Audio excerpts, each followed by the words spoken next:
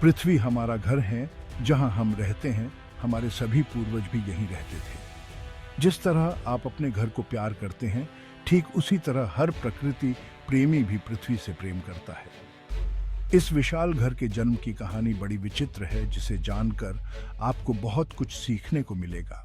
यह बात अलग है कि संसार के विद्वान अभी तक किसी एक निष्कर्ष तक नहीं पहुंच सके हैं।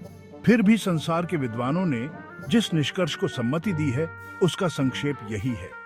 फ्रांस के वैज्ञानिक बफ्तन ने 1749 में यह सिद्ध किया कि एक बहुत बड़ा ज्योतिपिंड एक दिन सूर्य से टकरा गया, जिसके परिणाम स्वरूप बड़े बड़े टुकड़े उछलकर सूर्य से उछलकर अलग हो गए। सूर्य के यही टुकड़े ठंडे होकर ग्रह और उपग्रह बने। इन्हीं टुकड़ों में एक टुकड़ा पृथ्वी का भी था। इसके बाद सन 1755 में जर्मनी के प्रसिद्ध विद्वान कांट और सन 1796 में प्रसिद्ध गणितज्ञ लाप्लास ने भी यही सिद्ध किया कि पृथ्वी का जन्म सूर्य में होने वाले भीषण विस्फोट के कारण ही हुआ। सन 1951 में विश्व प्रसिद्ध विद्वान जेरार्ड पी कूपर ने एक नया सिद्धांत विश्व के सामने प्रस्तुत किया। उनके सिद्धांत के अनुसार संपूर्ण पिंड शून्य में फैला हुआ है। सभी तारों में धूल और गैस भरी हुई है। पारस्परिक गुरुत्वाकर्षण की शक्ति के कारण घनत्व प्राप्त करके ये सारे पिंड अंतरिक्ष में चक्कर लगा रहे हैं। चक्कर काटने के कारण उनमें इतनी ऊष्मा एकत्रित हो गई है कि वे चमकते हुए तारों के रूप में दिखाई देते हैं। वे मानते हैं कि सूर्य भी इसी स्थिति में था और वह भी अंतरिक्ष में बड़ी तेजी से चक्कर लगा रहा था। उसके चारों ओर वाष्पीय धूल का एक घेरा पड़ा हुआ था।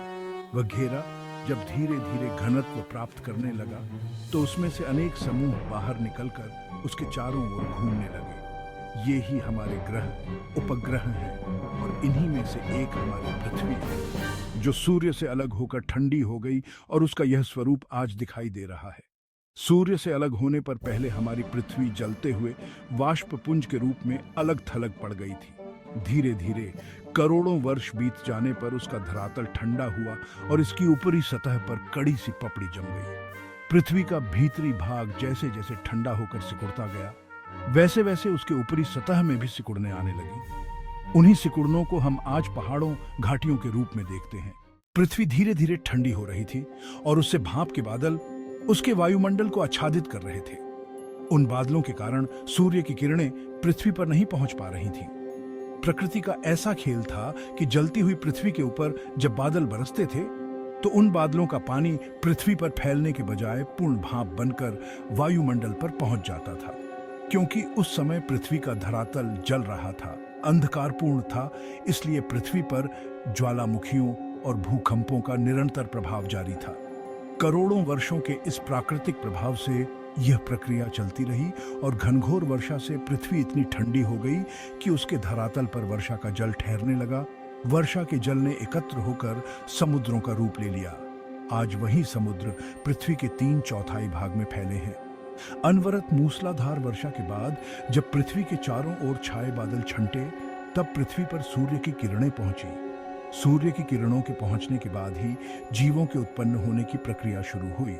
ऐसी अवस्था में पृथ्वी का स्थल भाग एकदम नंगा और गर्म ज्वालामुखियों से भरा हुआ रहा होगा।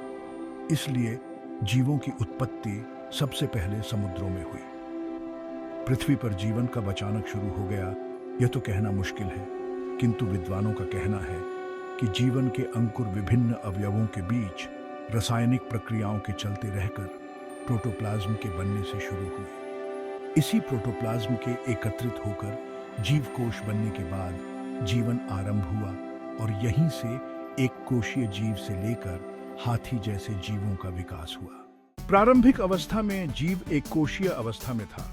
ये जीव 2 कोशिकाओं में विभाजित हो जाते थे और प्रत्येक भाग स्वतंत्र जीव बन जाता था।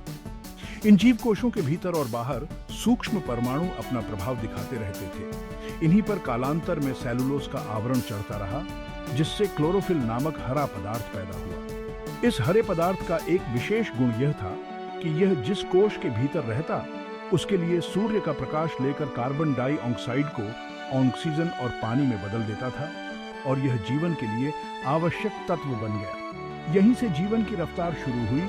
ये ही हरे रंग वाले एक कोशीय जीव पौधों के रूप में विकसित हुए।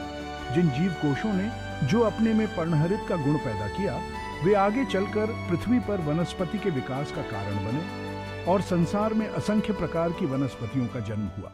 जीव जंतुओं का विकास, जिन जीव कोशों ने अपने शरीर के चारों ओर सेलुलोस आवरण धारण कर लिया, मगर उनके भीतर पर्णहरित का गुण उत्पन्न न हो सका और वे चलने फिरने का गुण तो अपना सके किंतु अपने लिए भोजन न जुटा सके, इसलिए उन्होंने अपने आसपास के हरे रंग के जीव कोशों को खाना शुरू कर दिया। ऐसे जीव हरे वाले जीव कोशों की तरह गैसों और पानी को अपने लिए पानी और ऑक्सीजन में न बदल सके, इसलिए वे अन्य जीव कोशों को खाकर विकसित होने लगे। इन्हीं से सारे संसार के जीव जंतुओं का विकास हुआ। तरह करोड़ों वर्षों में विकास की विभिन्न कड़ियों के बाद संसार का जीवन चक्र आरंभ हुआ। मनुष्य भी इस विकास की सबसे ज्यादा विकसित कड़ी है, जिसने अपने मस्तिष्क का अद्भुत विकास कर जल, थल और आकाश तीनों को अपने अधीन कर लिया है। ऐसा मेधावी मानव भी पहले तो वनों ही में रहता था, किंतु उसने धीरे धीरे वनों को साफ कर खेती की और अपना समाज स्थापित कर लिया। वनों के बाहर रहकर भी वनों को उसने नहीं छोड़ा, क्योंकि उसका जन्म और विकास तो इन्हीं वनों में हुआ था। वह अपनी आवश्यकताओं की पूर्ति इन्हीं वनों से करता था। जैसे जैसे मानव की जनसंख्या बढ़ी, उसकी भौतिक सुखों की लालसा भी बढ़ने लगी और उसने वनों में रहने वाले प्राणियों को नष्ट करना, खदेड़ना आरंभ किया और उसने एक सुरक्षित कृत्रिम आर्टिफिशियल अपने बनाए अप्राकृतिक वातावरण में घर बनाकर रहना शुरू किया। उपयोगी जानवरों को मांस और दूध के लिए पालना शुरू किया। अपनी तेज बुद्धि से उसने अपने आप को अन्य प्राणियों से अलग कर लिया और अपने बनाए अप्राकृतिक वातावरण में रहते हुए तथा अपने भौतिक सुखों की अभिवृद्धि के लिए वह उस प्रकृति जिसमें उसका विकास हुआ था को ही नष्ट करने लगा।